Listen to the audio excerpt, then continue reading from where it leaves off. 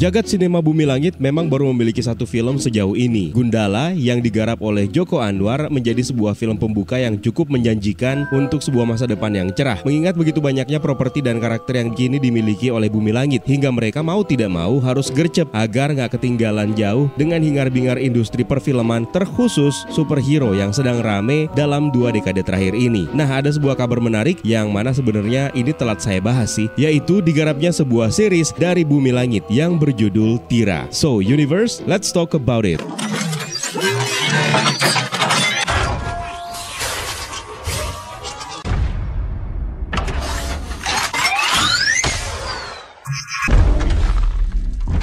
Setelah kesuksesan Gundala sebagai film pembuka, Bumi Langit terus bergerak maju dengan sejumlah proyek lanjutan, dimulai dari Sri Asih yang kini sudah memasuki masa post-production, tinggal nungguin teaser atau trailer perdana aja, yang disutradarai oleh Upi Avianto. Lalu ada film Virgo and the Sparklings yang juga sudah memasuki masa post-production, bahkan seharusnya sudah siap tayang juga. Godam dan Tira, serta Si Buta dari Gua Hantu, dan masih banyak proyek film lainnya yang sedang bergerak maju. Sebenarnya masih banyak proyek lain juga yang saya yakin sedang berjalan, namun belum diumumkan ke publik. Termasuk salah satunya adalah proyek series yang sudah secara resmi diumumkan akan tayang di platform Disney Plus Hotstar, yaitu Tira. Tira ini merupakan salah satu jagoan lokal yang akan berbagi layar dengan karakter lain dalam proyek Bumi Langit lainnya, yaitu Godam dan Tira. Karakter jagoan cewek yang terbilang cukup unik karena di antara seluruh jagoan Bumi Langit, khususnya di jagat pusaka, dia tidak memiliki spesialisasi kekuatan super apapun, kecuali kemampuan bela diri yang dia asah sendiri. Dan yang terpenting adalah dia adalah anak dari keluarga kaya raya. Seperti kata jagoan kancil, Tira ini adalah Batman versi cewek yang orang tuanya masih hidup dan jago dalam hal teknologi tinggi. Dan dari situlah sebenarnya Tira ini hampir bisa dibilang gak punya purpose atau tujuan hidup sama sekali, dan akhirnya memutuskan untuk membela kebenaran dengan menggunakan suit khusus yang berbasis teknologi tinggi. Buat penggemar superhero barat, aku gampangin deh. Tira itu ibarat Batman versi cewek yang orang tuanya hidup, jadi dia tidak ada beban moral yang berlebihan.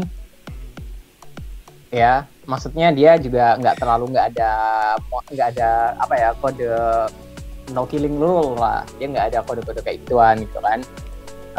Dia santai-santai aja kalau sama penjahat. Terus ayahnya dia Lucius Fox, begitulah. Itu Tira. Ketika beroperasi sebagai superhero, Tira juga punya asisten pribadi yang bernama Bulan, yang setia membantu ketika menjalankan misi sebagai Tira. Meskipun awalnya punya kekuatan yang berbasis teknologi tinggi, di komik Tira dan 9 Pintu Naga semuanya berubah, di mana dia bisa memanggil roh 9 siluman yang berbeda-beda dengan cara bermeditasi. Nah, di kehidupan kesehariannya, dia bernama asli Susi dan merupakan seorang mahasiswi. Musuh besarnya yang paling terkenal adalah Citrun, tapi kita nggak bakalan ngebahas terlalu mendalam mengenai hal ini karena sepertinya itu adalah proyek jangka panjang yang masih butuh proses untuk menampilkannya. Sekarang kita akan menyaksikan Tira terlebih dahulu melalui series yang akan tayang di Disney Plus Hotstar. Belum jelas timeline yang akan ditetapkan dalam series ini, apakah setelah Godam dan Tira atau justru merupakan sebuah proyek sequel. Mengingat masih belum ada kejelasan apakah syuting untuk series ini sudah dilakukan secara diam-diam atau masih dalam tahap development story. Ngomongin soal serial, nah sekarang kalian bisa menikmati sebuah serial lokal yang gak kalah terkenal dengan Tira, melanjutkan cerita dari film layar lebar yang berjudul sama, Susah Sinyal The Series. Tapi kali ini lebih tepatnya dikategorikan sebagai sequel spin-off yang kembali akan menampilkan Tante Maya yang diperankan oleh Asri Welas, Melki yang akan diperankan oleh Ari Keriting, dan Yos yang akan diperankan oleh Abdur. Serial ini sudah mulai bisa ditonton di Disney Plus Hotstar sejak tanggal 29